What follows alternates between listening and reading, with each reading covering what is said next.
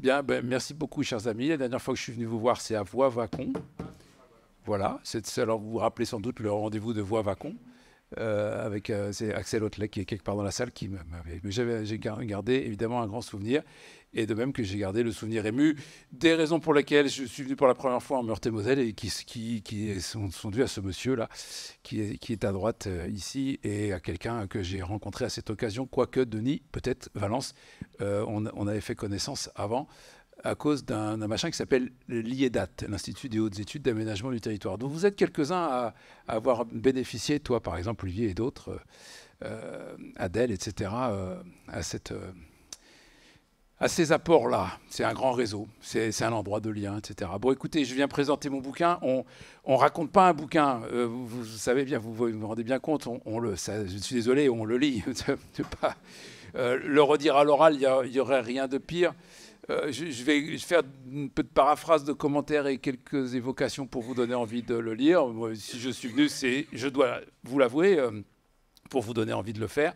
C'est peu pour des raisons commerciales, parce que c'est pas comme ça qu'on gagne sa vie, ça c'est sûr, mais essentiellement parce que je crois aux propos que je tiens, et que après 30 ans de bons et loyaux services dans l'université, la pensée territoriale, le conseil, auprès de la DATAR, auprès de la commune de machin chose, auprès de la région, de la Comcom, de ci, de ça, la région Grand Est à sa naissance, etc., etc. J'ai envie de pouvoir faire partager quelques convictions les plus simples dans un moment où j'ai le sentiment que la France a besoin de convictions simples et un peu réconciliatrices, parce que je suis comme vous, sans doute un peu inquiet de l'état social de notre pays, quelles que soient nos divergences par ailleurs sur l'appréciation des politiques des uns et des autres. Je pense qu'on peut partager une certaine vigilance.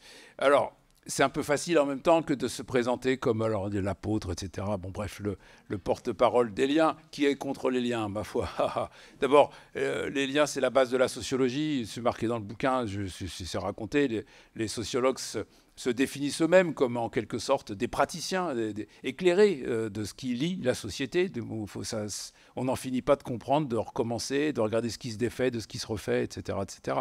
Je dirais un peu par provocation que les liens, c'est comme la sobriété foncière. Tout le monde est pour la sobriété foncière, mais tout le monde est contre le ZAN.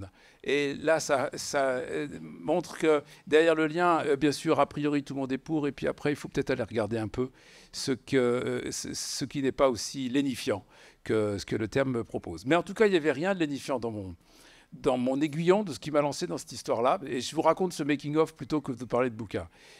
J'avais fait un livre précédent qui s'appelait... attendez, j'ai un peu oublié. Non, celui d'après, c'était pas le pouvoir. C'était Demain les territoires, capitalisme réticulaire et espace politique. Je ne sais pas ce qui m'a passé par la tête. Bon. Et c'était pour raconter qu'on est dans un pays où il y a une grande obsession de la chose publique, de l'action publique, de notre démocratie représentative pour laquelle nous avons tous un immense respect, de notre conviction qu'un pays, ça se construit par ses intérêts communs, ses politiques publiques, son service public, etc., etc. Tout ça, rien à dire. Moi aussi, je suis républicain, chef, bien sûr.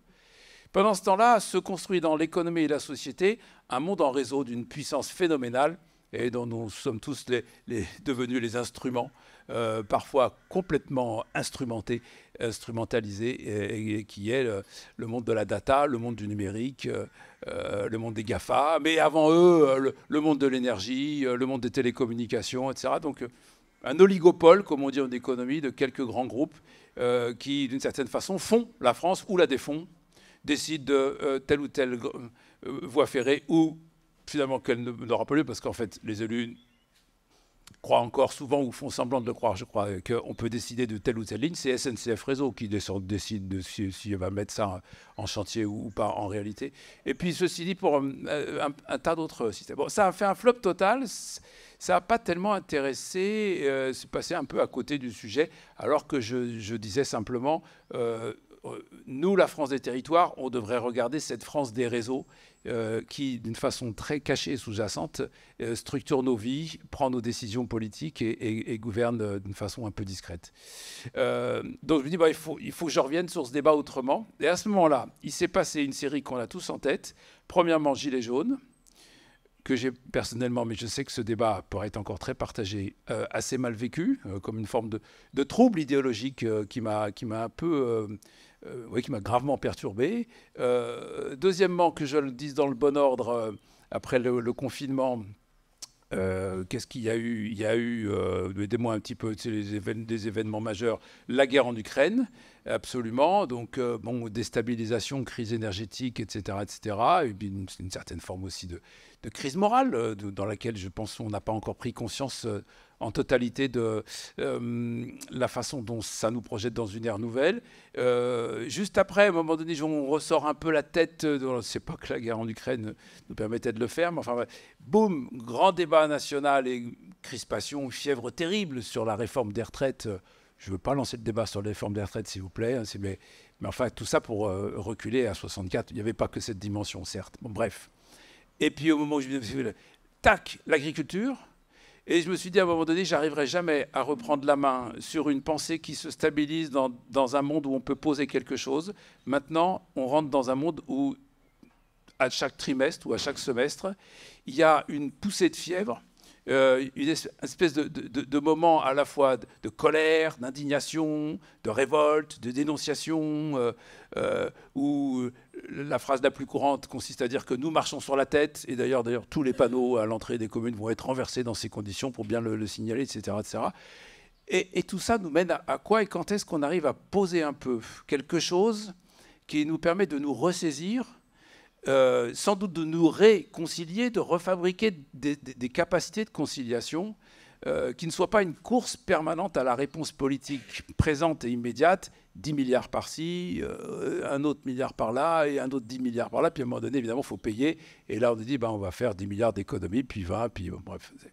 Tout ça est assez terrible dans un pays qui s'honore d'avoir un système politique rationnel, construit sur un héritage historique très conséquent en la matière, une expérience républicaine de quasi 2 siècles, un ensemble d'institutions qui tiennent la route, des administrations puissantes, mais quand même, on a un peu l'impression, comme un hamster dans la roue, désormais, à courir après tout ce qui peut s'en suivre. Et au-dessus de tout ça, bien sûr, l'énorme perspective angoissante de l'effondrement écosystémique, climatique, et avec une espèce de crispation, de saisissement général. Qu'est-ce qu'on peut faire, en particulier dans le public qui est le mien à l'université, qui sont les jeunes de 20-30 ans. Et alors, pour ce qui me concerne, dans une espèce de schizophrénie assez étonnante, ils viennent en formation d'aménagement et d'urbanisme. Puisque c'est mon métier, je suis prof à l'école d'urbanisme de Paris, mais ils y viennent avec une défiance totale à l'égard de tout ce qui peut relever de l'aménagement et de l'urbanisme.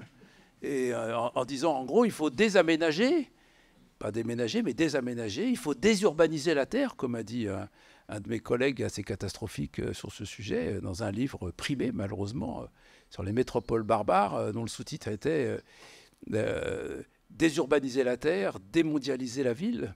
C'est pour moi une double grave faute morale, mais bon, voilà. Donc, comment reprendre la main? Alors, j'avais le point de départ de ce récit et presque de ce moment qui, pour moi, on m'a souvent dit ce livre fait du bien, mais le premier à qui il a fait du bien, je dois l'avouer, très honteusement, c'est moi, parce que j'avais vraiment besoin peut-être c'est ça qui fait qu'il est lisible, d'écrire en 100 et quelques pages ce que je ressentais de ce moment de vertige accéléré.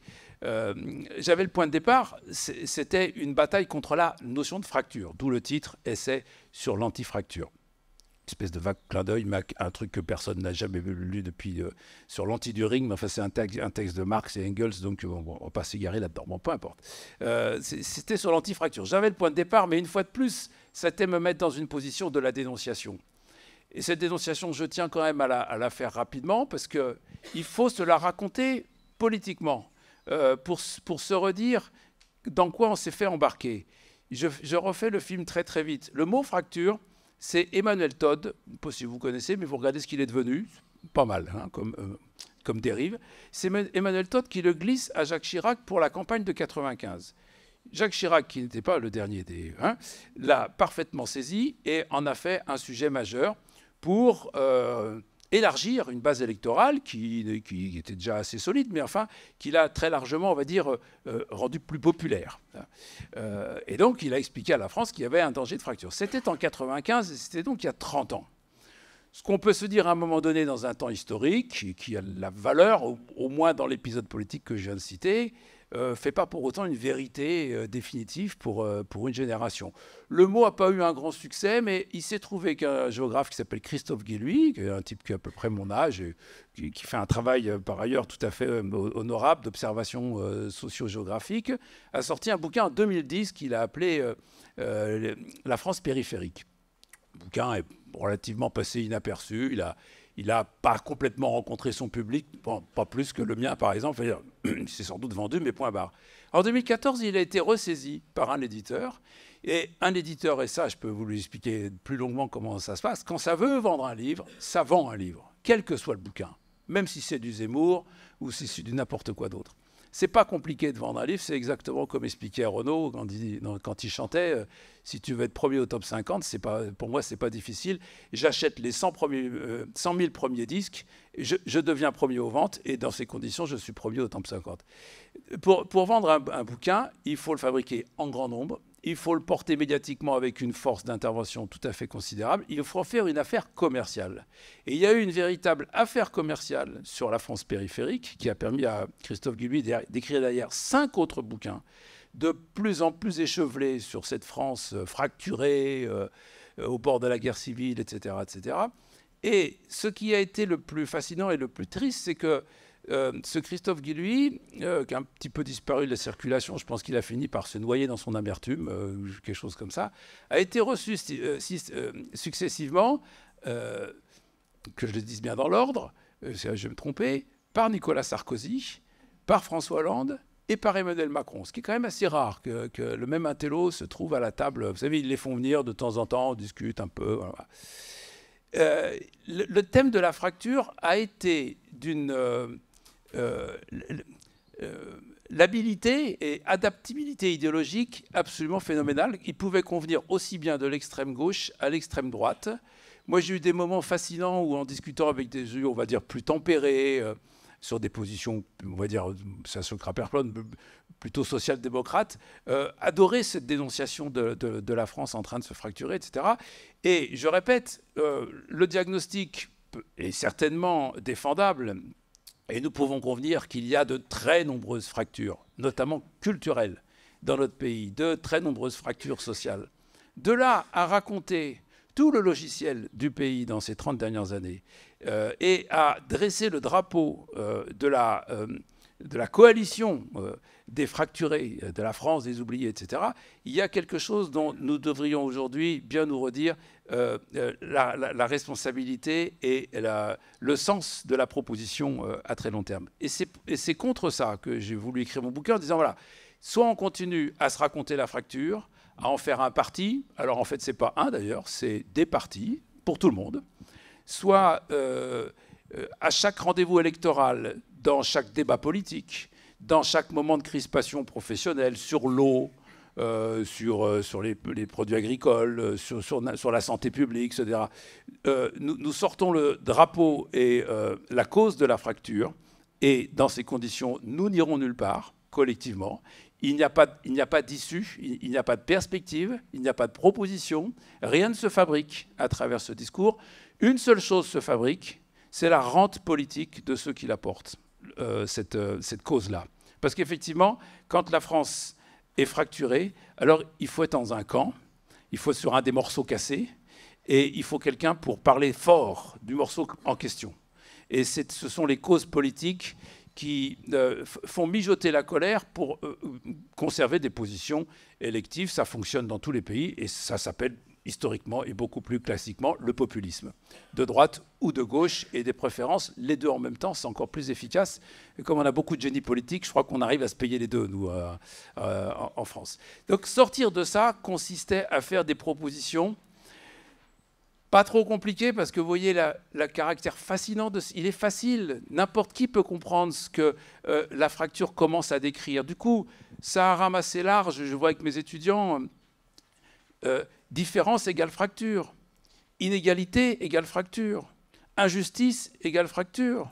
Eh bien non, les trois termes que je viens de dire, de différence, inégalité, injustice, qui sont des descripteurs tout à fait pertinents de la société française, de plus en plus graves dans la gradation que je viens de faire, ne fabriquent pas forcément des fractures. Tout devient fracture, tout est explicable par la fracture, et en particulier, c'est là que je parle bien de Christophe Guilluy, la fracture territoriale, qui est sans doute la plus dangereuse dans sa capacité à cliver quelque part en ne remettant jamais en débat la conflictualité sociale réelle. C'est beaucoup plus facile de se dresser contre la commune d'à côté qui est trop grosse, le centre qui est forcément la grande ville qui bouffe tout, même quand elle a 5 000 habitants, 15 000 habitants, 20 000 habitants, l'étage au-dessus qui est la région qui n'a rien compris au territoire, etc., ou de la part des régionaux, l'État qui n'a rien compris au territoire, ou de la part de l'État, l'Europe qui n'a rien compris au territoire, etc.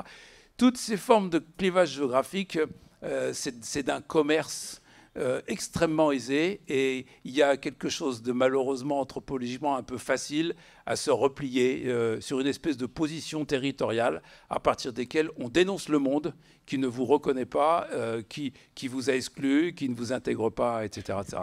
D'où ce succès phénoménal. Contre ça, il fallait trouver quelque chose d'assez simple, il fallait proposer l'inverse et dans des termes qui soient suffisamment...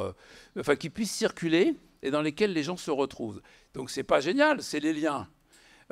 Et en même temps, c'est pas une découverte. Il y a même un programme de la NCT sur les liens. Et puis, je sais pas, moi, il y a une science, c'est la sociologie. Et puis, il y a depuis 30 ans, et vous en êtes l'expression, un véritable tissu social du lien qui s'appelle le SS, qui s'appelle l'économie, l'éducation populaire, qui s'appelle le mouvement mutualiste, qui s'appelle le mouvement coopératif.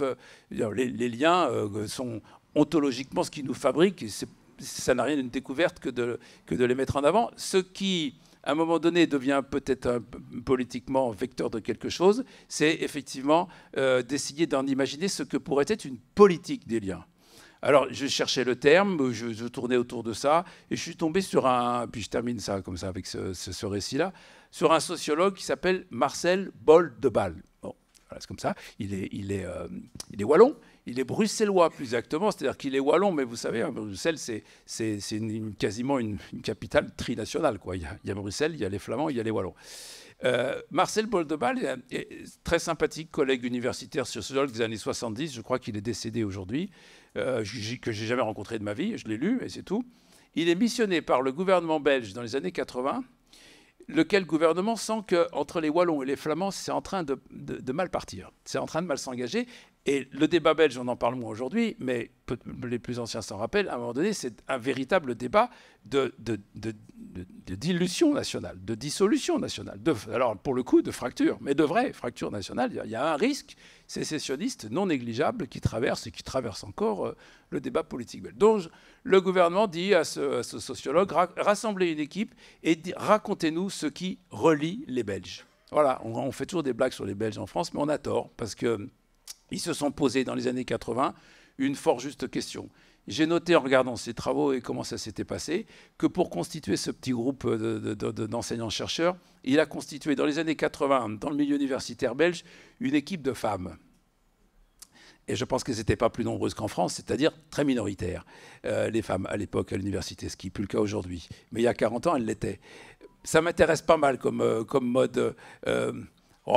C'est peut-être un peu facile de dire que la fracture est du côté des hommes et que les liens sont du côté des femmes. Il ne faut peut-être pas aussi bêtement résumer les choses, mais ce n'est pas inintéressant non plus que de se demander ce que la façon dont les femmes prennent place dans le débat public, dans le débat scientifique, et ce n'est pas fini parce qu'il y a encore du boulot, et dans un certain nombre d'autres capacités de médiatisation, etc., peut y apporter un autre système de valeurs, un autre regard sur le monde, d'autres attentions, et très certainement, parmi elles, alors ce que Marcel Bold-de-Bâle a appelé lui-même la reliance. Voilà.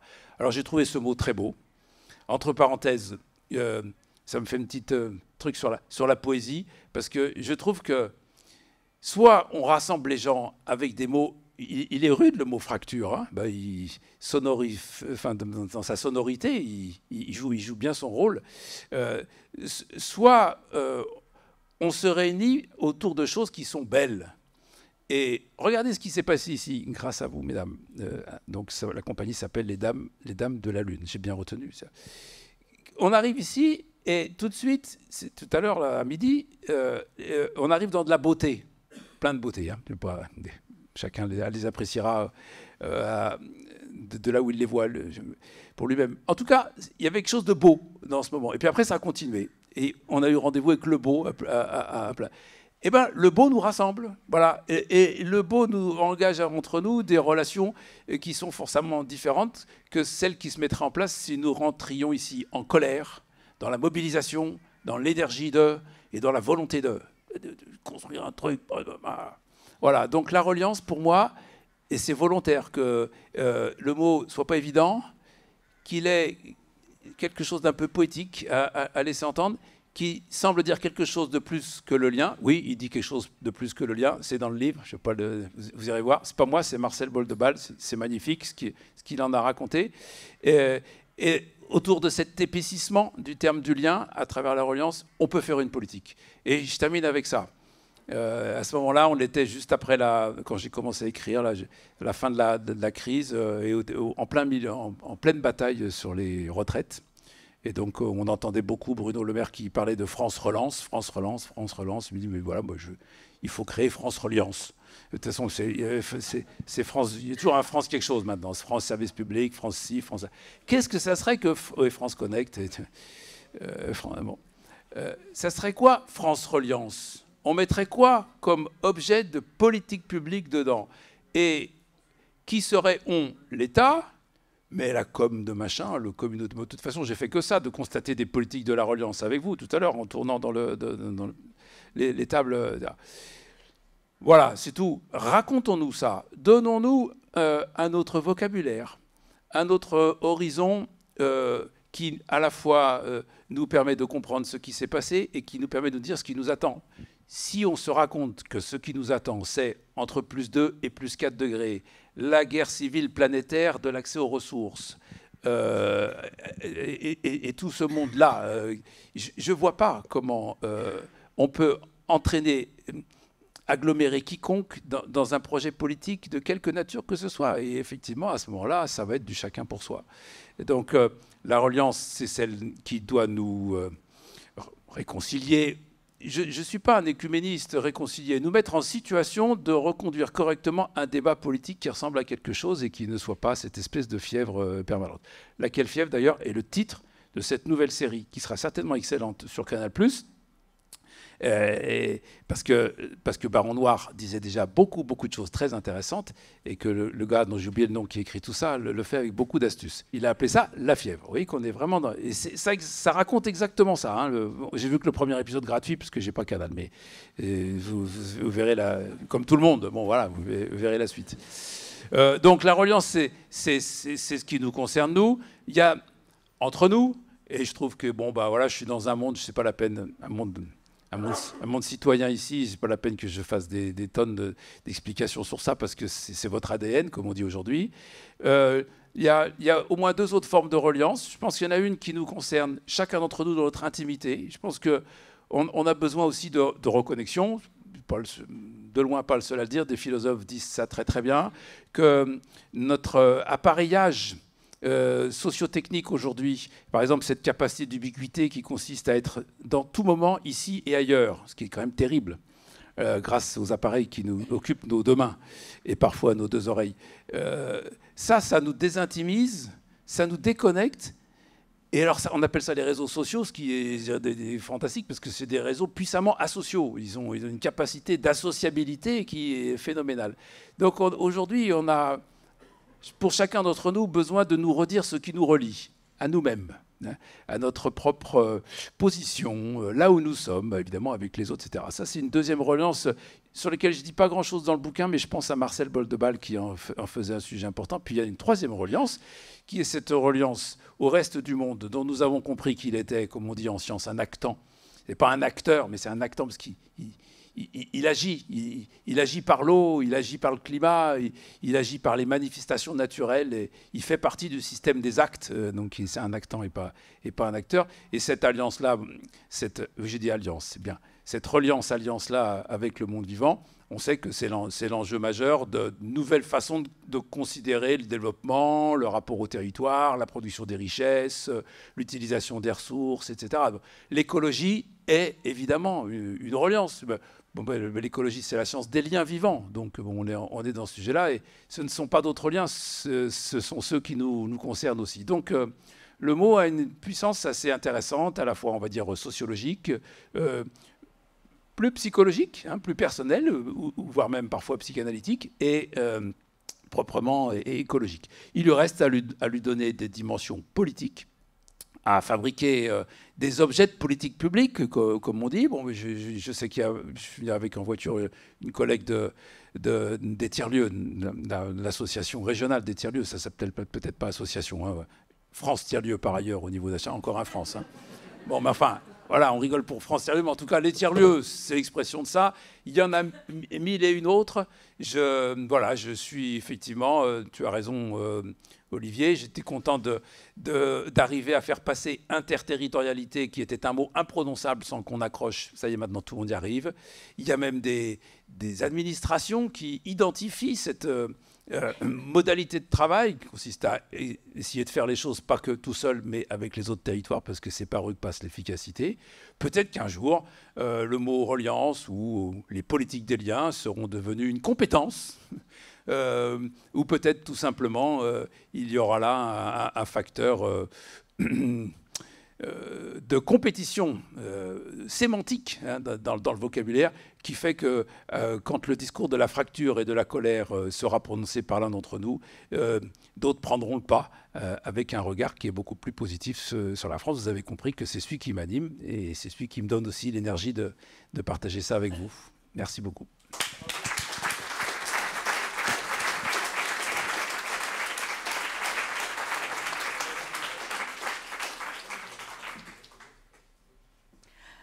Très bien, donc après ce poids qui vient de nous tomber en masse sur la tête, est-ce que vous avez encore un peu d'énergie, un peu de ressort finalement pour interroger Martin Vanier pendant qu'il est encore avec nous?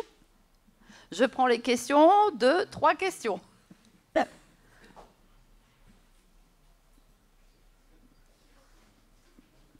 Ah, on a une question là-bas.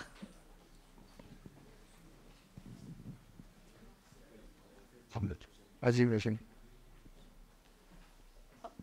C'est le tour.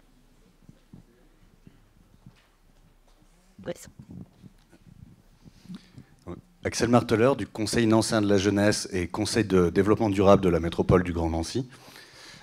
J'ai trouvé ça extrêmement intéressant, ce côté rendons les liens beaucoup plus positifs et constructifs, mais ça reste, mine de rien, un combat quand même.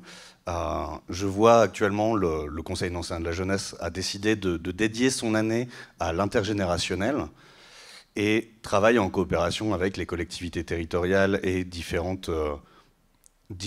acteurs, qui soient du commerce ou justement de l'aménagement et urbanisation. On nous invite quand même à travailler sur la jeunesse de votre côté, laisser les vieux de leur côté.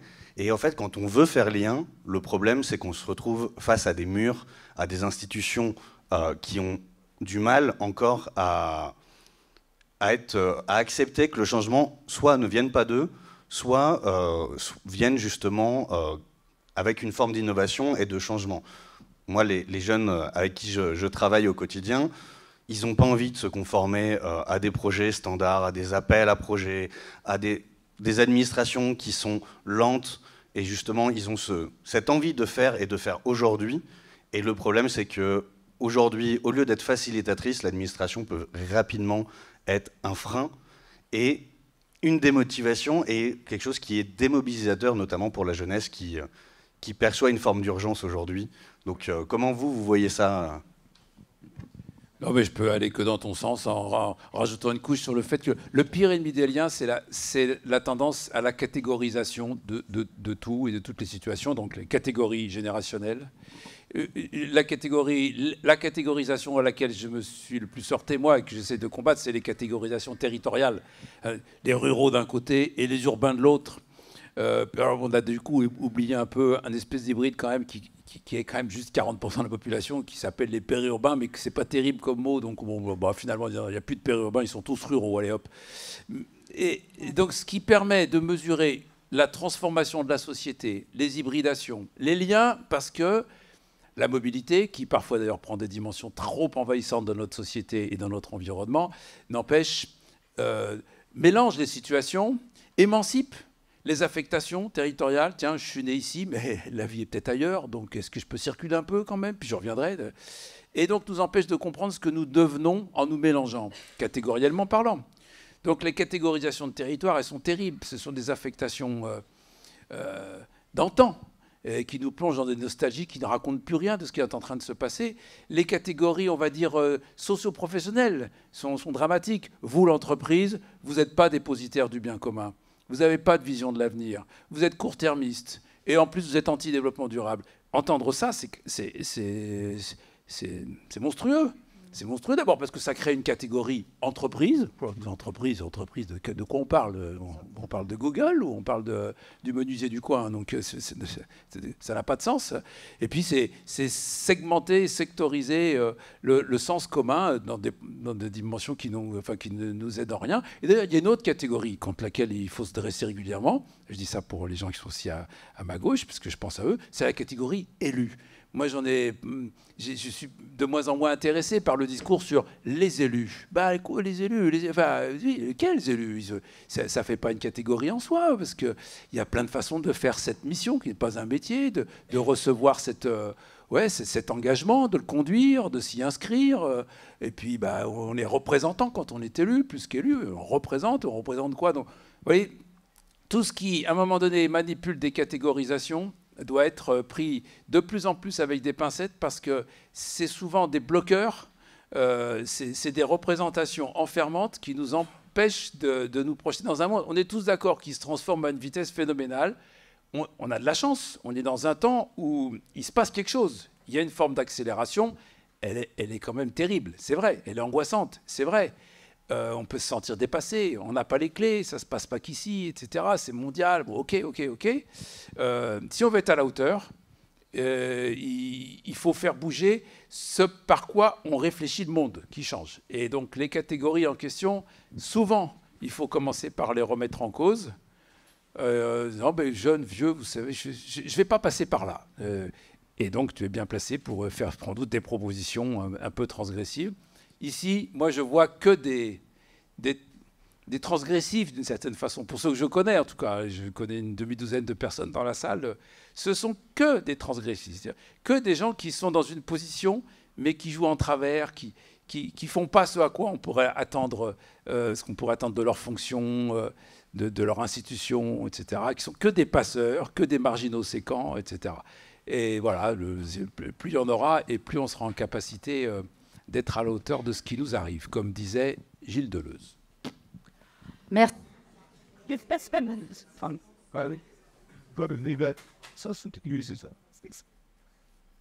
Merci. Ça marche pas là? Si, ça marche, toi, Isabelle. Merci, Isabelle. Oui, Claude Grivel, je suis bien sûr membre de Citoyens et Territoires, mais aussi président de l'Union nationale des acteurs du développement local. Martin, il y a un point sur lequel je ne suis pas d'accord avec toi dans ton discours, mais un seul. C'est celui quand tu évoques la possibilité, tu l'as fait un peu en boutade à la fin, la possibilité de confier la reliance, enfin d'affecter la reliance à une compétence. Je me dis, si on fait ça, alors là, c'est foutu. Est-ce que tu ne penses pas qu'au contraire, il faut qu'on arrive à valoriser les fonctions intermédiaires, tout ce qui peut construire en fait du pas de côté et de la capacité de faire travailler ensemble sur les mêmes territoires des gens très très différents. Je pense bien sûr aux élus, mais je pense aussi aux techniciens, je pense aussi aux mouvements associatifs, enfin tous ceux qui sont dans ce qu'on appelle un petit peu les tiers-lieux bien sûr, mais la société civile de manière et les corps intermédiaires, tous ceux qui sont en fait assez maltraités par notre société. Qu'est-ce que tu penses un petit peu de ce qu'ils deviennent? Enfin, je le dis d'autant plus que dans nos réseaux, on a une vraie difficulté aujourd'hui, on vient de l'entendre avec l'expression précédente, pour être financé, ces fonctions de médiation, de création de liens, de créateurs de liens. C'est des fonctions qui doivent passer par des procédures, des appels à projets. Donc ça veut dire que finalement, si on n'est pas bien dans la politique publique prévue, orchestrée, organisée, eh bien on n'a pas les moyens de donner un petit peu de vie, de vitalité en fait, à tous ceux qui peuvent construire du lien. Oui, bon, d'abord, je pense comme toi qu'il y a dans ce monde de l'action collective qui est de plus en plus indémêlable de l'action publique. L'action collective, l'action citoyenne, associative, coopérative, les initiatives dites privées, territoriales, avec des machins qu'on sait d'ailleurs pas faire toujours, et de moins en moins affectés. Par exemple, moi j'étais sur 2 tables, vous aussi, hein, mais les cigales, voilà, c'est un fonds de financement. Puis après, l'étape d'après, on est dans ce petit groupe de communes de la vallée de la Bruche, et donc là, le collègue maire qui est encore dans la salle, certainement, je ne savais plus si c'était le maire ou si c'était le militant, mais peu importe. Donc on voit bien que ce monde de l'action collective et ce monde de l'action publique se croisent. Il y a dans ce monde de l'action collective, de mon point de vue, l'essentiel des énergies transformatrices. C'est là que ça se passe. C'est là que ça se passe pour réinventer. On est tous d'accord que ça se passe avec une sorte de low-tech et de low financement, low, L-O-W, hein, de financement faible, low, qui rend les choses compliquées, laborieuses, qui frustrantes. Mais qui, d'une certaine façon, avec 5% de moyens, est en train de générer 80% de levier à la sortie par les réorientations, les bifurcations majeures que ça peut dire. J'ai fait cette boutade sur les compétences pour dire qu'à un moment donné, et le plus tôt sera le mieux quand même, si les 2 systèmes d'action, l'un qui est donc généré en permanence par, on va dire, l'innovation sociale dans toutes ses dimensions, et l'autre qui est placé par notre propre volonté démocratique dans l'autorité administrative que nous finançons, que nous adossons à un système politique de représentation, la République. Hein, heureusement que le plus vite possible, on peut réaligner ces énergies, et le mieux on se portera, on est bien d'accord. Il nous faut une fraction innovante, expérimentale, qui court devant, mais il faut que la machine publique ne s'isole pas de cette dynamique sociale. Alors, par boutade, je dis, tiens, ça pourrait devenir une compétence. Ça n'a aucun sens, Claude. Mais ça dit simplement quelque chose. Quand vous regardez la liste des compétences d'une administration, d'une collectivité quelconque, commune, interco, etc., on est bien d'accord que les catégories d'action qui sont ici citées sont historiques. Je veux dire, par là, elles ont une durée de vie, elles ont été inventées un jour, elles disparaîtront un autre et seront remplacées par, etc. D'ailleurs, la catégorie climat, air, énergie, ça n'existe pas dans les années 80. Hein. C'est en toute petite germe dans ce qu'on commence à appeler les agendas 21, et encore, en 80, je crois que je suis un peu tôt. Donc, il y a bien des champs de compétences. Là encore, on est dans les catégories qui doivent se réinventer. Donc, n'injurions pas l'avenir. Peut-être que demain, il y aura une compétence centrale, ça s'appellera peut-être pas reliance, mais elle aura cette dimension-là, cette fonction sociale et politique-là. Et donc, il ne faut pas prendre pour table de Moïse, table de la loi, gravée dans le marbre, des catégories d'action publique qui parfois finissent par être un peu enfermantées, étrangères à ce que vous êtes en train d'inventer dans... pas vous spécialement, la société est en train d'inventer par ailleurs, dans les réseaux, dans les territoires, et par toute une série d'autres termes d'expression, où on parle de renaturation, de tiers-lieux, de circularité, etc. Tout un vocabulaire un peu technique, c'est vrai, mais qui n'est pas celui de l'action publique. Donc je dis qu'à un moment donné, il faut réaligner, réimpliquer la sphère politique qui est quand même celle qui permet de stabiliser dans le temps long, et puis aussi d'organiser une forme de justice collective, d'équité, des efforts, etc.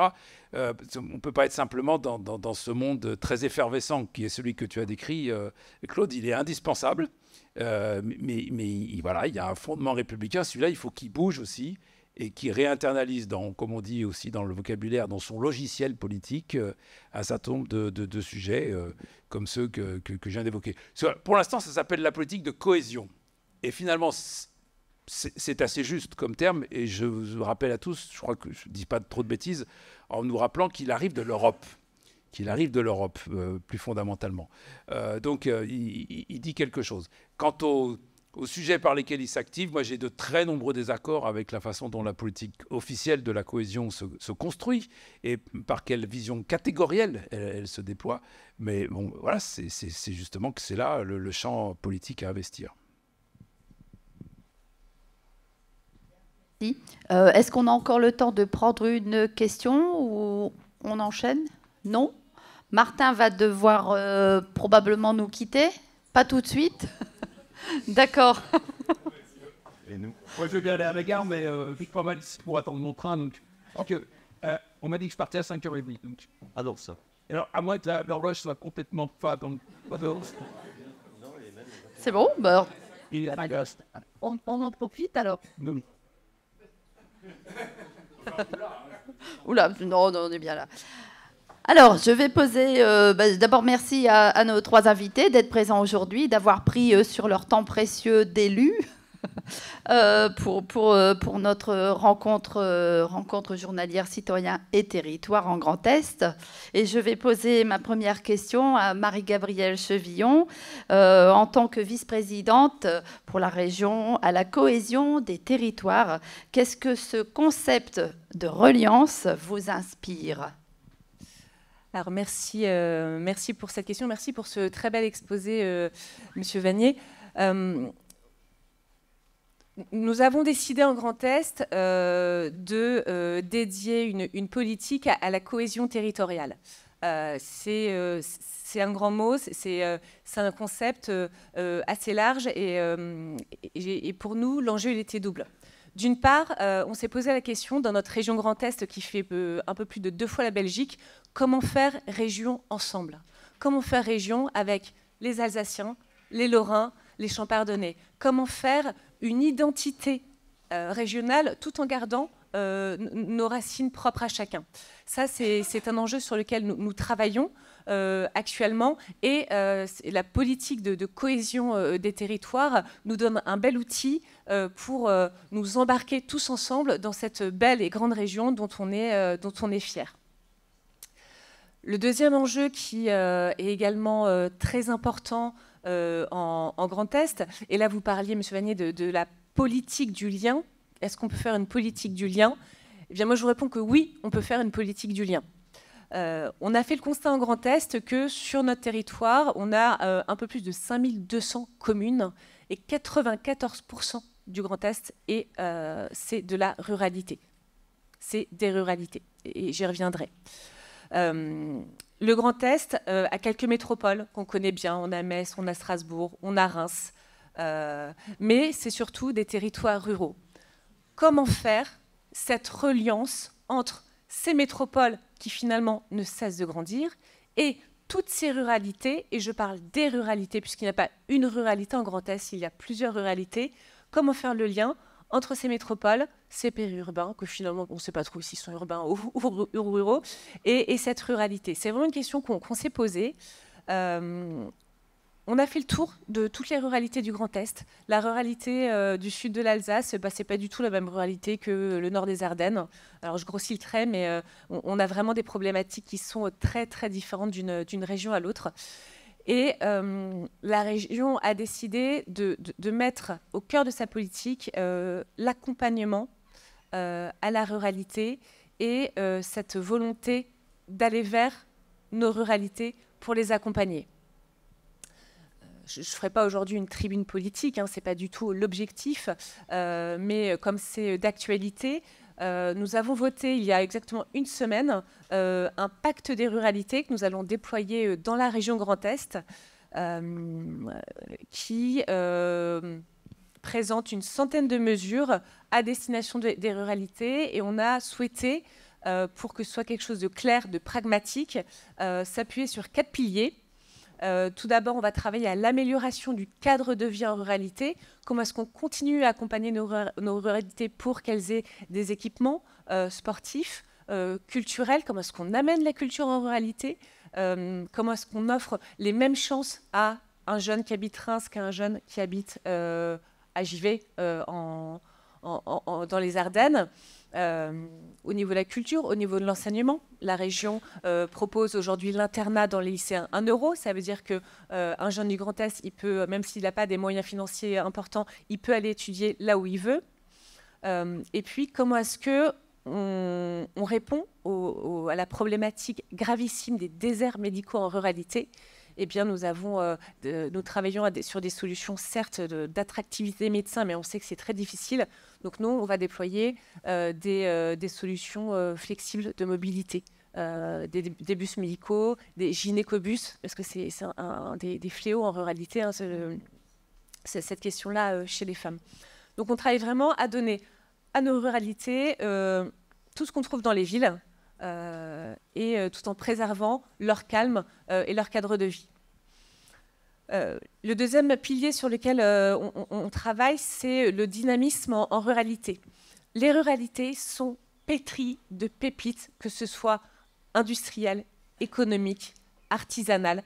Il faut pouvoir les accompagner, il faut pouvoir les mettre en réseau, il faut pouvoir les mettre en lumière.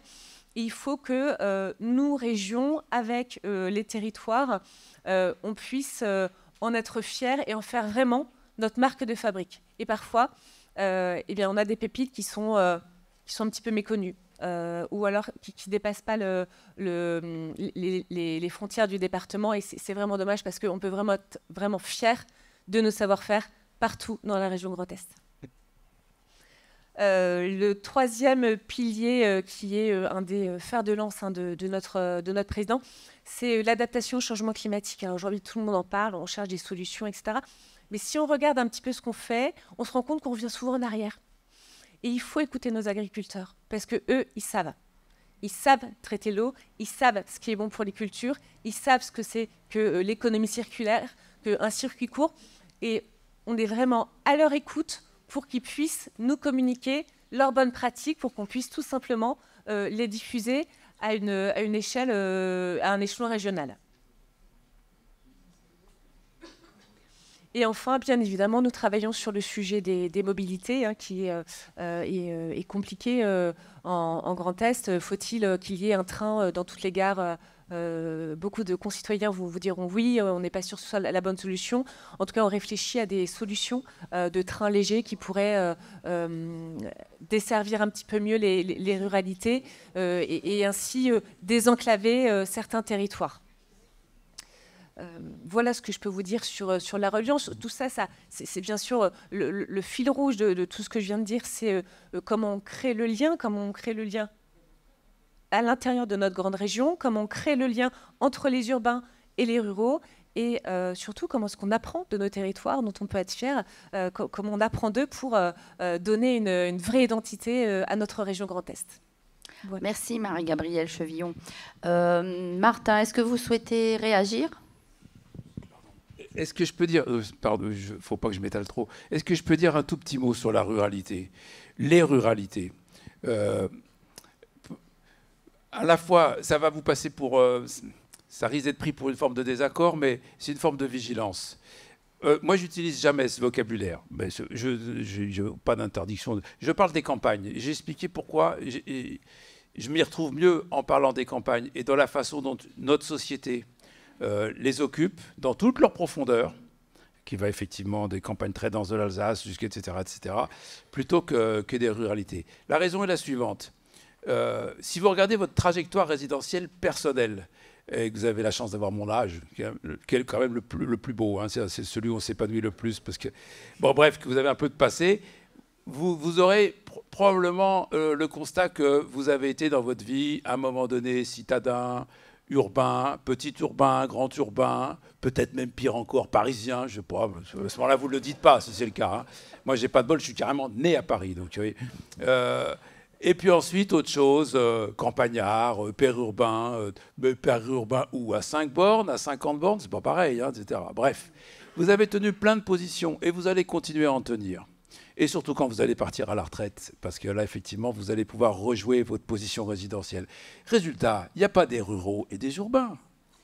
Il y a des gens qui circulent dans le territoire. D'ailleurs, le premier sujet, c'est mobilité. Le premier enjeu structurant, celui par lequel la cohésion peut être proposée sur tous les domaines, de l'accès à la santé, à la gynécologie, à la maternité, en passant par l'urgence, etc., et plein d'autres encore, c'est la mobilité qui est la clé majeure de comment ça fonctionne pour de vrai. Ça fonctionne par l'accès et la mobilité. Alors du coup, ruralité vient de quelque chose, chers amis. C'est un mot qui n'a pas toujours existé dans notre vocabulaire. Il est créé au XIXe siècle, au milieu du XIXe siècle, au moment où se crée la République, pour régler une question sensible très difficile. À cette époque-là, 90% de la population habite dans ces campagnes et l'immense majorité est paysanne. Être campagnard, c'est être paysan. Et tous ceux qui ne sont pas paysans sont trop près du système paysan, parce qu'évidemment, ça crée une société paysanne qui a besoin d'autres fonctions commerçantes, techniques, tout ce que vous voulez, donc qui fait une société profondément paysanne. Cette société profondément paysanne, au premier moment de l'élection universelle au suffrage direct, sauf les femmes, fin 48, dans sa majorité rurale, ne donne pas son suffrage à un républicain. Elle donne son suffrage à Louis-Napoléon, qui 3 ans après le capture pour en faire un empire. Et donc il y a eu un problème majeur, c'était de s'appuyer sur une population paysanne dans une construction républicaine dont elle se défiait. Résultat, quand, après le Second Empire, les Républicains, après 10 ans de bataille homérique, 1870-1880, reviennent au pouvoir, ils construisent un compromis historique, fondateur avec la société, toujours paysanne, sauf qu'elle a commencé à maigrir. L'exode rural a commencé pendant ce temps-là. Et ce compromis s'appelle la ruralité. Ce compromis consiste à reconnaître l'identité territoriale forte de cette majorité de Français qui sont encore issus de la paysannerie et dont on a besoin pour construire la République. Et l'homme qui représente ça, c'est Jules Ferry. C'est Jules Ferry qui l'écrit, il explique cette vision politique et cette nécessité.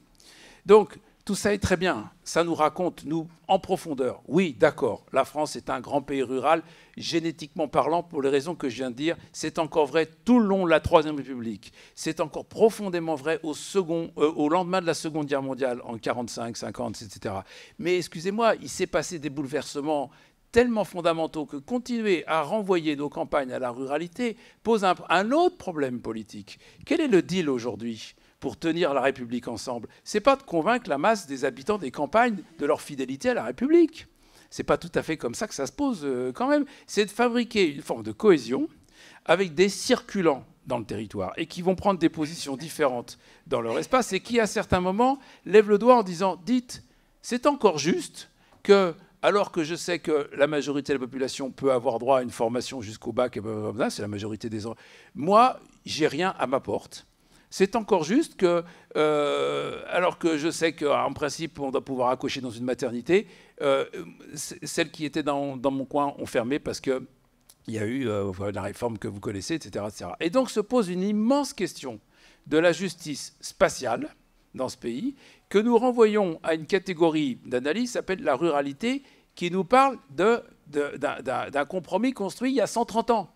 Donc pour moi, ça ne le fait pas. Donc, il y a sans doute parmi vous des gens dont le métier, l'horizon technique et matériel, c'est la terre, d'une façon ou d'une autre. Hein. Et donc, de eux, je ne dirais pas qu'ils ne sont pas ruraux, parce qu'effectivement, pour moi, ils sont encore profondément inscrits dans un rapport physique et culturel qui n'est pas le mien au monde. Bien sûr, c'est d'ailleurs ce que vous venez de dire, il faut écouter les paysans. J'ajouterais, mais c'est un autre débat, pas tous, enfin en tout cas, pas tous. Pas tous de la même façon, parce que je crois qu'ils ne disent pas là tous la même chose et c'est ça qui m'intéresse. Mais je ferme la parenthèse parce que ça va nous emmener sur autre chose. Moi, j'ai habité la campagne, moi aussi. Et je me rappelle très bien, parce que j'ai été élu dans ma petite ville de 5000 habitants. Je suis arrivé, j'ai dit, faut qu'on fasse un projet de ville Rive, 5600 habitants, 30 km de Grenoble. 90% des gens sortaient tous les matins pour aller bosser à Grenoble. Les gens m'ont dit... Un projet de ville? Mais c'est pas une ville ici. Je dis, mais si, c'est une ville, parce que j'ai appris à l'école, 5600 habitants, vous êtes tous dans le bassin d'emploi de la... Pas du tout. Ici, c'est la ruralité. Oui, bon, on va quand même faire un projet de ville. On s'en est sorti. Mais voilà, le mot, pour moi, il est facteur d'un grand trouble de reconnaissance de qui nous sommes, dans quoi nous sommes pris, quels sont les liens et les solidarités qui nous réassemblent et qu'il faut travailler pour justement les rendre socialement plus justes, écologiquement, etc. etc. Donc, d'accord, j'en fais pas si placiquesse. On appelle ça les ruralités. Ce qui est beau au moins, c'est que c'est pluriel et qu'on est d'accord qu'il n'y en a pas qu'une. Donc du coup, ça décoince un peu le côté catégoriel. Mais faites un tout petit peu attention, vous le savez bien, je ne vais pas vous donner de leçons politiques. Il y a des gens que ça arrange bien quand même d'aller chercher la ruralité contre la ville, contre Paris, contre la région, contre tout le monde. Au nom de quoi? Au nom de la ruralité. Et là, ça sent pas bon. Donc, bon, les ruralités, oui. Les campagnes, ça me permet de décoincer un peu les choses. Peut-être pas pour vous, parce que chacun entend un peu les mots comme il veut. L'essentiel, c'est qu'on soit un peu prioritairement conscient qu'en réalité, derrière tout ça, il y a moins des affectations catégorielles. T'es quoi, toi? Un urbain ou un rural? Écoute, que des formes d'interdépendance et de solidarité à rechercher, à cultiver, à promouvoir, qui sont beaucoup plus importantes. Merci pour ce cours, finalement. Pour ce cours. On a pris un petit cours, là, quand même. Une petite leçon, en tout cas, une petite leçon. Alors, je vais poser ma deuxième question à Philippe Pinault. Vous êtes président de la communauté de communes Moselle et Madon, donc de Meurthe-et-Moselle. Est-ce qu'à l'échelle de votre intercommunalité et des actions que vous menez, cette invitation à penser une politique de reliance vous semble porteuse? Et quand on pense à la proximité de votre territoire avec la métropole, est-ce que le lien, donc ville-campagne, vous travaille également? Je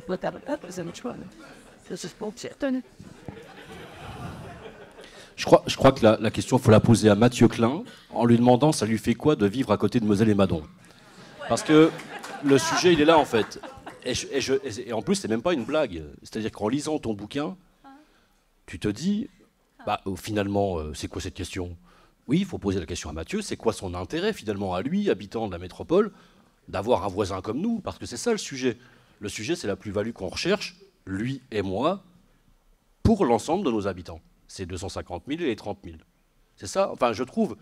J'ai essayé de définir reliance. Alors, j'en ai 10, les définitions. Donc, en tout cas, celle-là, elle m'intéressait. Celle-là, elle m'intéressait bien. Au-delà de la blague, moi, je voudrais revenir sur le fait, quand même, de l'anecdote, que la dernière fois qu'on a participé à une table ronde ensemble, c'était grâce à toi, Denis, on était à Sion. Je veux bien qu'on soit laïque, mais on commence à cumuler un petit peu nos rendez-vous réguliers. Donc, voilà, il faudra qu'on puisse se le dire quand même un moment. Bon. L'abbaye des Prémontrés nous attend. Voilà, donc on va... Dans le Tour de France, on va pouvoir le faire. Voilà. Je reviens, j'avais prévu de parler de Moselle et Madon, etc. Puis en fait, j'ai à la fois envie et pas envie. Mais on va en parler de manière complètement sibylline, en tout cas en fil rouge. Quand je vois les gens qui sont dans la salle, je ne vais pas tous les saluer, mais les gens qui m'ont aussi construit, il y a eu des passages ensemble, collectivement, qui nous ont permis en tout cas de poser des bases de réflexion. Je sais que tu as participé également à ces sujets-là. Et il y a eu un moment donné, Denis, tu étais également aux affaires, sur la définition de ce grand Scott. Et rappelle-toi qu'il y avait un vrai sujet. À un moment, pour arriver à ce grand Scott, il y avait un débat contradictoire. Le débat contradictoire, c'était l'invention des schémas de secteur. Truc génial, qui politiquement remettait les baronnies en place, mais super agréable intellectuellement. Et puis Michel m'avait demandé une note. J'ai pris beaucoup sur cette note-là. Il m'avait demandé une note parce que c'était quoi l'intérêt, à l'époque où je sévissais dans le Lunévillois, l'intérêt d'avoir un schéma de secteur Lunévillois, etc. Bon. Et en fait, je me suis planté sur la note, régulièrement, mais surtout, j'avais relevé un point qui était pour moi insupportable. C'est que la loi avait prévu l'idée qu'il pouvait y avoir chez nous un schéma de secteur Pontam, Toulois, Lunévillois et l'agglomération d'ancienne. Sauf qu'à partir du moment où c'était dans une communauté urbaine, la communauté urbaine avait un droit de regard sur les SCOT voisins, sur les schémas de secteur voisins. Je trouvais ça juste insupportable et tout le contraire de la reliance. Tout le contraire, évidemment, de cette reliance. Finalement, on a inventé le bidule et on a inventé surtout des relations humaines, des gens assis autour de la même table, du plus petit jusqu'au plus gros, ça va, on peut le dire, au plus gros, mais qui ont, au fil du temps, juste fait un pas vers l'autre en apprenant à se connaître. bah, je peux t'assurer qu'avoir vécu tout cet épisode jusqu'à maintenant, c'est sans doute ce qui nous a enrichis. C'est-à-dire que l'expérience humaine de la compréhension du problème posé par l'un ou par l'autre, du problème du trait urbain, du problème du trait rural, je me fous de savoir si on est dans les définitions de ruralité, mais en tout cas des territoires peu denses, où il n'y a quand même pas grand-chose en termes de services, et où la mobilité se calcule en kilomètres et pas en quelques pas, évidemment, c'est ça qui fait qu'à un moment donné, il pouvait y avoir de l'incompréhension. Incompréhension entre la communauté urbaine du Grand Nancy et le territoire de Moselle et Madon, sur des territoires hyper voisins, mais hyper nombrilistes, chacun sur sa commune. Voisins, certes, mais chacun en regardant son propre nombril. Et donc c'est ça qui nous a fait cranter et grandir. À la reliance, à un moment donné, dans la définition, je disais, mais il y a aussi le mot de croissance, non pas sur le vocable économique, mais le fait de nous faire grandir. Et je trouve que c'est ça aussi, dans la question de la reliance, et que ça nous fait grandir.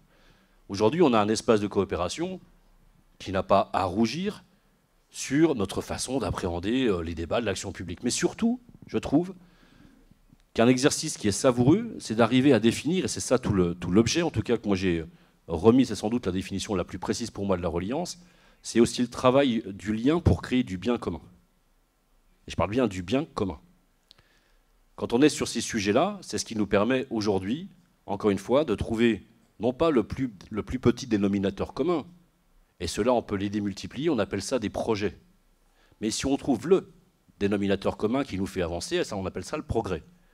Et je trouve que moi, cette coopération-là qu'on vit, à l'époque on était 19, maintenant on n'est plus que 13, ben c'est toujours les mêmes, mais qu'on vit maintenant à 13, c'est ce qui génère du progrès et non pas une foultitude de projets. Les plans, actions, les machins, les bidules, les diagnostics, là, en ce moment c'est PTRTE, je ne sais quoi, mais ça nous fatigue les nerfs, ça nous fatigue les nerfs. D'arriver à poser un diagnostic à un machin, et après un plan d'action qui se décline jamais, que personne n'évalue jamais, etc., voire même qui n'est jamais financé, mais on le fait. Eh ben, je trouve que le SCOT, qui est détendu de ces sujets-là, de rapport au fric, de rapport à la gestion de la collectivité, etc., des rendus, ben, je trouve que ça nous emmène vers autre chose. Donc, dans la définition de reliance telle que moi je peux la vivre, et dans ce rapport à la métropole, pour le coup, en tant que voisin, je m'inscris beaucoup plus dans cette démarche-là, qui fait qu'à un moment donné, on arrive à tracer en tout cas un chemin. On ne voit pas le bout, mais en tout cas, on voit le chemin. Donc ça, c'est un des premiers points. Deuxième sujet sur cette question-là, de fait, ça définit aussi la question des rôles des territoires. Moselle et Madon jouent un rôle. La métropole joue évidemment un rôle central, de définition des grands services publics, des donneurs d'ordre, etc., dont acte là-dessus. Mais le territoire de Moselle et Madon jouait évidemment un rôle important, qui est celui de l'organisation spatiale qui le dépasse. On a un rôle de trait d'union vis-à-vis des copains du Saintois, vis-à-vis d'un petit bout de Colombais, hein, qui vit un peu différemment aussi, mais on a un rôle, et ce rôle-là, il le définit clairement dans le cadre de la reliance. Il n'y a pas de compétences, pour le coup. Il n'y a pas d'action publique obligatoire. Il y en a, on en fait des coopérations individuelles. Mais ce qui est fondamental, c'est de penser le territoire comme j'ai un rôle à jouer dans cette reliance territoriale. Et à partir de là, ça définit exactement, je trouve, le périmètre et le curseur de ton action publique vis-à-vis des autres et vis-à-vis des conséquences pour les autres. Je vais le dire honnêtement. En 2014, j'arrive à la présidence de Moselle et Madon. Oh, le truc génial, parce que je suis comme ça, un gars hyper généreux, je ponds une charte de coopération avec les copains du Saintois. Très bien, c'est moi qui la rédige et je leur demande de la signer. Eh ben, on s'est planté complet. On l'a rédigé, on avait la photo dans l'Est, je l'ai retrouvée il n'y a pas longtemps, c'était super bien. Arrive le contrat de réciprocité. Aujourd'hui, bah, le même sujet. Sauf que là, je refuse, moi, tous les envois qu'on me fait de mails, écrits, machin, etc. C'est moi qui reprends la plume, mais non pas, en me servant de l'expérience-là, en me disant tu t'es comporté comme un gros vis-à-vis du copain, arrête quoi. Et l'objectif et l'exercice qu'on fait actuellement, c'est un travail assez emmerdant, de conviction, c'est pire, hein, de conviction du petit qui écrit au gros en disant c'est quoi l'intérêt de nos habitants ? Parce que le gros a tendance, lui, encore une fois, à dire tu as besoin de quoi, puis je vais te faire un geste, puis on sera content. Alors que là, c'est tout le contraire. Et c'est vachement plus dur. Et c'est pour ça que j'aimais bien aussi l'idée que la reliance est un exercice difficile, qui crée de la tension, de de la frustration, mais qui aboutit à un résultat beaucoup plus durable, en tout cas. Donc, me servir de l'expérience où je me croyais reliant avec le Saintois, pour qu'aujourd'hui, on soit beaucoup plus reliant vis-à-vis, justement, des copains de la métropole. Et c'est tout le sens de la réciprocité. Tout le sens de la réciprocité. C'est le besoin commun, la recherche du bien commun, de la plus-value commune pour l'ensemble. Ça, pour le coup, je trouve que c'est intéressant. Ça, je l'ai dit, ça, je l'ai dit, ça, je l'ai dit. Je vais juste finir parce que... Voilà, et puis il ne me répondra pas. Comme ça, il répondra à tes questions. Mais il répondra à tes questions, mais non, il répondra à tes questions, promis. Je veux juste revenir sur le fait que ce terme-là de reliance, c'est assez marrant qu'on ait déjeuné ensemble, Claude, cette semaine. Parce que ce terme-là de reliance, il fait partie du projet de territoire, en tout cas du non-dit d'un projet de territoire. Le non-dit d'un projet de territoire, mais d'il y a déjà 20 ans. Aujourd'hui, un projet de territoire, on va avoir une collection. Ce qu'on a perdu, et c'est pour ça que le monde est hyper accéléré, ce qu'on a vachement perdu, c'est parce qu'on n'a pas les armes. En tout cas, on ne s'est pas donné les armes pour lutter justement contre cette série de ce que tu théorises en termes de fracture, que j'appelle moi le repli sur soi. On est quelques-uns à se dire que depuis 2020, crise sur après-crise, mais en tout cas, il y a un énorme repli sur soi, un énorme recul en arrière sur le fait communal, le déni de l'interco, le pas besoin. Alors la région... Voilà, il y a un retour à l'ancien, un retour à la nostalgie, etc., insupportable dans l'action publique et dans le domaine public. Et donc, ça nous met en grande difficulté, sauf qu'on ne l'a pas vu venir tellement c'était rapide, où on s'est peut-être trop bercé. Je me souviens, on a cité le Carrefour des Pèlerins, devenu citoyen et territoire, mais honnêtement, le caractère militant de l'action publique doit absolument revenir comme un garde-fou, en tout cas, des dérives beaucoup trop rapides. Je crois que faire de la politique, il faut pouvoir l'assumer à l'échelle locale, parce que c'est noble, y compris avec les erreurs dont je vous ai parlé, évidemment, aujourd'hui. On a bien besoin d'intellectuels comme toi pour nous rattraper au vol de temps en temps et nous permettre à nous de théoriser après le match, ce qui nous permet d'avoir toujours raison. Voilà.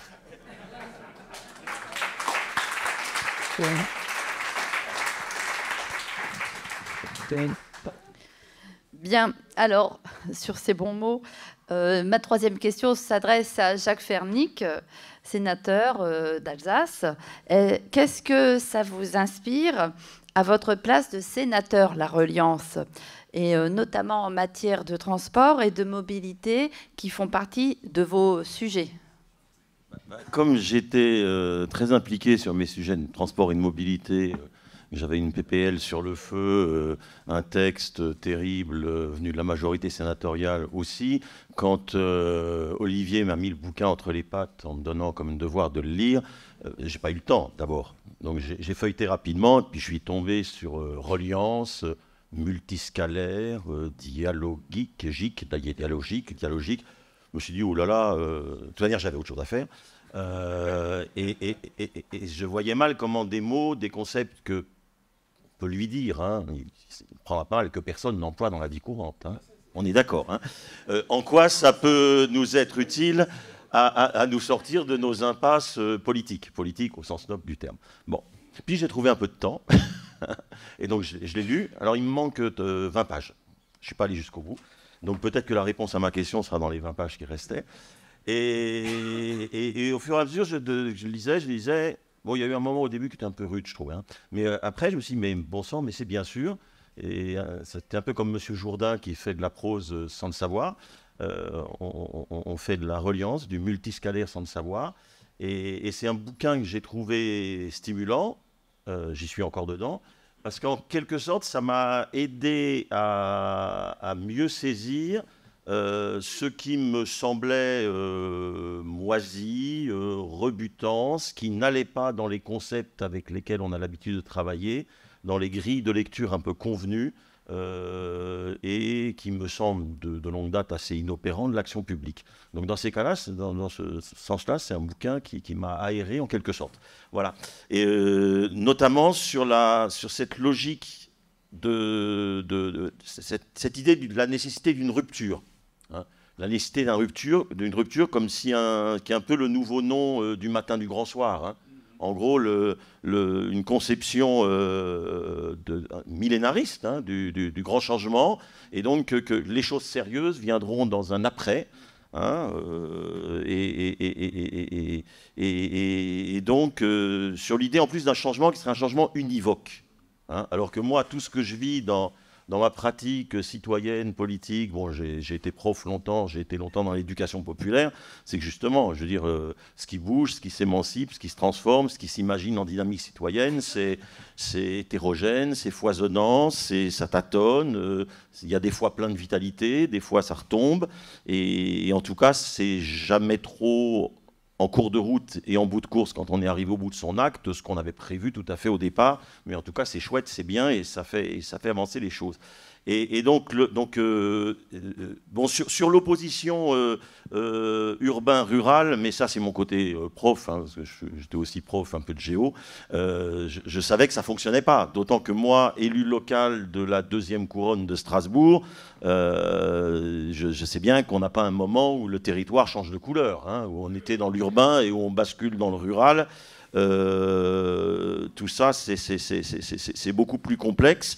Et donc, pour en venir aux questions de mobilité et de transport, je n'ai pas oublié, je veux dire, depuis qu'on a des politiques publiques qui se dessinent, qui arrivent vraiment à nous sortir de nos précarés, de nos limites, de nos barrières, parce que les logiques de transport, de mobilité, pour les déplacements du quotidien, hein, comme pour les autres, je veux dire, il est impossible de les raisonner, de les travailler efficacement. Moi, je vois comment on essayait de le faire.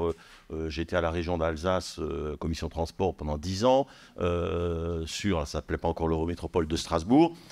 Aujourd'hui, avec la perspective qui se dessine des services express régionaux métropolitains, des SERM, hein, donc qui posent d'emblée comme ambition des services, des dessertes à considérablement déployer à l'échelle des réalités des déplacements des gens, hein, en mettant dans la boucle tous les niveaux de décision, les périmètres qui sont concernés. En plus, nous, sur Strasbourg, on a l'expérience avec le réseau express métropolitain européen qu'on a commencé, avec tous les chaos et les difficultés qu'on a eues au début, hein, que c'est compliqué quand on essaye de faire vivre le truc jusqu'au bout de l'Alsace du Nord, jusqu'au fond de la vallée de la Bruche, c'est pas évident. Mais en tout cas, là, on voit bien que pour faire de l'action publique intelligente, opérante et qui soit efficace, je veux dire, il faut être capable de faire du multiscalaire, pour dire les choses rapidement. Alors, ma question à moi, hein, pour être rapide, c'est celle de la maîtrise démocratique. Je dirais parce que moi, depuis, alors je l'ai fait longtemps dans les années 2010-2013, quand on s'interrogeait, c'est-à-dire là qu'on s'est rencontrés, maintenant j'ai trouvé, c'était la réflexion Alsace 2030. Bah oui, c'est ça. Après l'échec du référendum pour la collectivité unique d'Alsace, qui soit vraiment quelque chose de nouveau, fusionnant région et les 2 conseils départementaux, on a essayé de redonner un souffle à un projet alsacien, et donc il y a eu la réflexion Alsace 2030, c'était là, la vigilance, etc. C'était assez stimulant et intéressant, effectivement. Et donc pendant longtemps, je me suis intéressé à ces questions de comment travailler sur nos périmètres démocratiques pour que ça fonctionne mieux, pour sortir du millefeuille, etc. Avec cette idée que c'est en renforçant l'échelle intercommunale, en la démocratisant, en renforçant le niveau régional, en étant bien connecté au niveau européen, que le niveau national arriverait à jouer un rôle utile pour que ces différentes échelles fonctionnent bien. J'en suis un peu revenu, hein, parce que on ne fait pas de la politique comme des jeux de mécano. Hein, et puis on le voit très bien que ça n'intéresse pas nos concitoyens autant dans les années 2010-2013 et encore en Alsace on a encore quelques-uns qui pensent qu'il est très important de revoir les découpages de la région, etc. Bon, ceci dit, la plupart nous questionnent sur des politiques concrètes, sur du quotidien, sur du pouvoir d'achat, sur leurs difficultés, sur leurs envies, mais les uns et les autres, et les citoyens aussi, les précarés dans lesquels se calfeutent nos institutions, nos niveaux de périmètre politique, en fait, ils y sont bien. C'est-à-dire, nous, quand on essayait de faire vivre les enjeux intercommunaux, qui sont les enjeux importants de mobilité, par exemple, de transport, de formation, d'aménagement du territoire, quand on essayait de les faire vivre au niveau du périmètre, donc de l'élection intercommunale, on s'aperçoit que les gens ils sont très réticents, hein, parce qu'on connaît bien notre petit espace, même s'il n'a plus beaucoup de réel pouvoir, voilà, c'est à la portée des gens. Et donc, cette politique des liens, donc qui vise à sortir de ces limites-là, comment faire en sorte que ça soit aussi de la qualité démocratique renouvelée? Parce que c'est de l'horizon, ça devient plus vaste, ça oblige à de la co-construction, hein, c'est moins saisissable, c'est complexe. Or, le citoyen, pour décider, pour se concerter, pour débattre, on a besoin de clarté.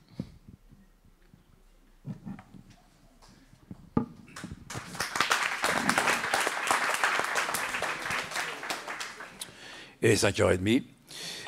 Et donc, c'est à moi d'être court, sinon je ne dors pas à Rennes ce soir. Je vais devoir dormir entre la gare de l'Est et la gare Montparnasse, pas terrible, sur la ligne 5. La 4, pardon.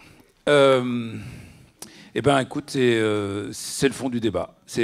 Le fond du débat, il est politique. Si on n'arrive pas à répondre à la question que tu poses, on subira une crise démocratique permanente qui se traduit par tous les événements que je suis content d'entendre que vous avez le même diagnostic que moi. Vous l'avez vécu de la même façon. Enfin, le malheur est moins dur quand on se rend compte que les autres l'ont identifié aussi. Je proposerais qu'il y ait un pas de la part du citoyen et un pas de la part des élus et des représentants, autrement dit du système. J'entends très bien ce que tu dis. Les gens, quand tu leur dis citoyenneté métropolitaine, embrasser les grands débats du SRADET, du quoi ? Venez débattre des enjeux du territoire dans le gars du SCOT. Bon, non. Par contre, je connais Pierre-Paul Jacques, mon élu de la commune, et avec lui, je veux bien discuter politique, et choses publiques, et intérêts communs, et même de tout, de l'immigration, de tout ce que vous voulez. Donc de sujets qui dépassent très largement mon horizon personnel, mais il me faut une médiation politique de proximité. Donc, assurons ça. Et du coup, tirons un bénéfice de quelque chose qu'on n'arrête pas de nous reprocher en France. Il y a 35 000 mailles de proximité, ce qui reste quand même considérable. Et disons-nous que la demande de proximité dans la société mondialisée de tous les pays, elle est considérable partout, pas qu'en France, mais que nous, en France, on a ce truc génial. On peut mettre à proximité de tous les citoyens des élus au suffrage universel direct accessible. Super, on garde ça et on arrête de dire qu'on va supprimer cet échelon politique. Il doit rester un échelon démocratique, de médiation, de débat citoyen, etc. etc. Ça, c'est le point de départ. À partir de là, tu fais 2 pas. Tu demandes aux élus en question, c'est-à-dire vous, messieurs, dames, de bien vouloir endosser les enjeux très au-delà du territoire dont vous êtes élus. C'est un peu compliqué parce que vous recevez un mandat de 200 personnes, 2000 personnes, dans le meilleur des cas 20 000, et pour les plus lourds d'entre vous 200 000. Mais en gros, l'idée, c'est de dire que vous êtes le représentant de cette fraction de société pris dans un monde. Et donc, vous êtes le représentant aussi des rapports de cette fraction de société au monde. Ça vaut pour l'élu de la métropole de Metz, donc du coup, effectivement, il faut qu'il parle monde, mais ça vaut pour le maire du village de machin truc, et il n'est pas représentant que des intérêts de son village. Il est un médiateur entre sa population, qui le connaît bien, et toutes les relations que ce village entretient. Elle est partie, Jocelyne, mais elle me disait que la moitié des gens qui travaillent dans son village, où elle va au conseil municipal ce soir, en fait, ils traversent la frontière pour aller bosser en Belgique et en Luxembourg. Donc l'élu de la commune dont j'ai oublié le nom, il est dépositaire de ces sujets-là. Donc le pas qu'il faut demander aux élus locaux, qu'ils restent des élus locaux, qu'ils restent des élus de proximité, qu'ils restent dans leur maille communale, mais qu'ils portent la représentation politique des grands enjeux très au-delà de ce périmètre d'action, d'ailleurs qui n'a plus beaucoup de sens en réalité, puisque déjà c'est déjà à l'échelle intercommunale la plupart du temps. Autrement dit, qu'ils parlent du monde, qu'ils parlent des réseaux, qu'il parle des grands enjeux écologiques traversants, mais parfois très amplement traversants, etc. Et qu'il fasse en permanence ce boulot. Je représente, moi, puisque vous avez voté pour moi, vos intérêts interterritoriaux. Et ils sont nombreux, ils sont planétaires, continentaux, etc. C'est très compliqué pour moi, mais autrement dit, le millefeuille, j'assure. Je ne vous demande pas de rentrer dedans, vous les citoyens, pour voter 15 fois par an à tous les niveaux et ne plus rien comprendre de qui fait quoi. Je suis votre représentant et je représente donc une société complexe, multiscalaire, et dont vous allez convenir avec moi, chers électeurs, qu'en réalité, tout un chacun dans la salle de réunion de la citoyenneté locale, vous êtes partis tous les jours dans tous les sens. Et pour aller bosser, faire ceci, les courses, le service, les enfants qui sont partis faire des études, etc. etc. Ça, c'est le pas qu'on pourrait demander à la fonction politique, de bien vouloir représenter localement des intérêts qui déportent de très loin le local. C'est pas gagné, hein, parce qu'il faut encore se faire entendre, mais au moins qu'ils aient cette volonté-là, et non pas de dire « je suis votre représentant pour vous défendre dans ce que tu as fort justement appelé le précaré ». Donc, chers amis, enfermons-nous dans le périmètre et défendons notre bien commun qui est la commune contre tous les autres. C'est exactement l'inverse. Et l'autre pas qu'il faut faire quand même, du point de vue des citoyens que nous sommes, c'est de bien vouloir admettre que ces 35 000, c'est super en termes de médiation politique, ça ne correspond plus à nos espaces de vie. Je ne remets pas en cause l'idée que c'est un maillage politique précieux qu'il faut conserver. Je remets en cause que c'est un maillage d'action. Ça n'est plus un maillage d'action. Le maillage d'action est intercommunal de toute évidence et il fait une France en 1200 morceaux, hein, 1200 comme de toutes sortes, hein, comme communauté d'agglo, etc., etc. 1002, un peu plus, choses comme ça.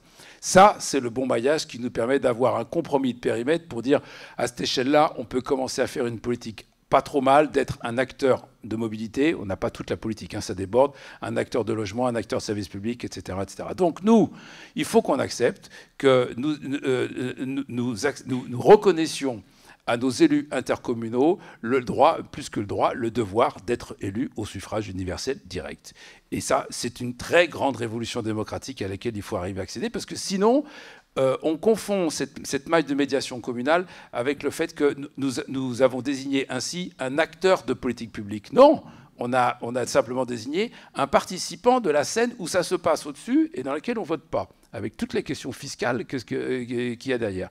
Donc il faudrait que les citoyens français, tout en gardant l'amour de leur commune, parce que c'est là où on garde le fameux élu à portée de baffe, comme on dit, mais je trouve que ce n'est pas bien comme expression, parce que c'est quand même pas la fonction de l'élu que de recevoir des baffes, acceptent aussi d'avoir un second élu local. Et on a toujours dit c'est impossible.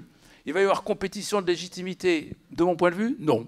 Non. Et d'ailleurs, l'expérience lyonnaise le prouve. Même si c'est pas dans le bouquin, je les gratine beaucoup. Mais enfin, en tout cas, c'est possible d'avoir un élu municipal qui est notre médiateur politique de tout cet échelon de l'action publique que je viens de dire, et d'avoir par ailleurs des représentants territoriaux qui sont porteurs des politiques structurantes de notre quotidien et qui sont en fait des représentants intercommunaux. Pour l'instant, le plus hostile à ça, ce sont les maires eux-mêmes, qui, à chaque congrès annuel, refont un bon signal fort, c'est-à-dire jamais l'intercommunalité ne devra être reconnue au suffrage universel direct. Ça serait une invalidation de notre légitimité communale. Mais moi, je dis que c'est à nous, citoyens, de tranquilliser nos élus pour leur dire: vous savez bien que les affaires de politique publique sont parties à l'échelle au-dessus.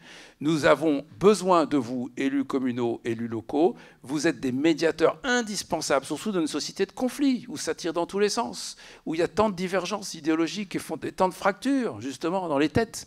Donc vous êtes indispensables dans la médiation. Vous êtes à la bonne maille pour ça. On vous aime et on veut vous garder, mais il nous faut des représentants territoriaux, parce que nous confions là nos ressources fiscales et financières à des gens qui mènent des politiques structurantes, mais sur lesquelles nous n'avons pas de mandat. Et ça n'est pas tolérable. Donc, du coup, il y aura un pas aussi de la part des citoyens qui accepteraient. Tout le monde veut hurler en disant bah, « t'en rajoutes une couche hein, », parce que ce n'est pas une collectivité pour l'instant. Ce sont des communautés, ce sont des EPCI. Donc, il y aurait peut-être une solution à aller travailler gentiment en parallèle sur le couple département-région, sans vouloir ouvrir un grand débat, parce que précisément sinon, ça fait que j'ai simplement dans mon propos rajouté encore un niveau électif de plus, tout en expliquant que ce n'était pas une bonne chose. Donc, de mon point de vue, s'il y a une économie élective à faire, probablement plutôt sur le couple région-département. Je pense qu'il est urgent de reconnaître l'intercommunalité comme un acteur de collectivité, comme un niveau de... Là, c'est d'ailleurs... communauté et collectivité, je veux dire, c'est tellement proche qu'il faut que la communauté devienne politique. Ça nécessite un petit mouvement. Les gens vont dire, j'y comprends plus rien. Mais alors, qui ramasse les ordures? Mais enfin, si, c'est clair, c'est l'interco, il n'y a pas de doute. Donc, c'est pas parce que tu connais ton maire qu'il y a confusion. Ton maire a une fonction de médiation politique. Et c'est ça. Et lui, il te représente dans toute cette chaîne. Et puis, dans l'autre sens, le monde politique, faire cet effort de, en quelque sorte, internaliser. Excuse-moi, ça va pas plaire, c'est très conceptuel. Internaliser l'interterritorialité, c'est-à-dire que le maire ne reçoit pas un mandat territorial, il reçoit un mandat interterritorial, mais évidemment dans le périmètre qui est le sien. Il est en charge des relations avec le reste du monde. C'est génial.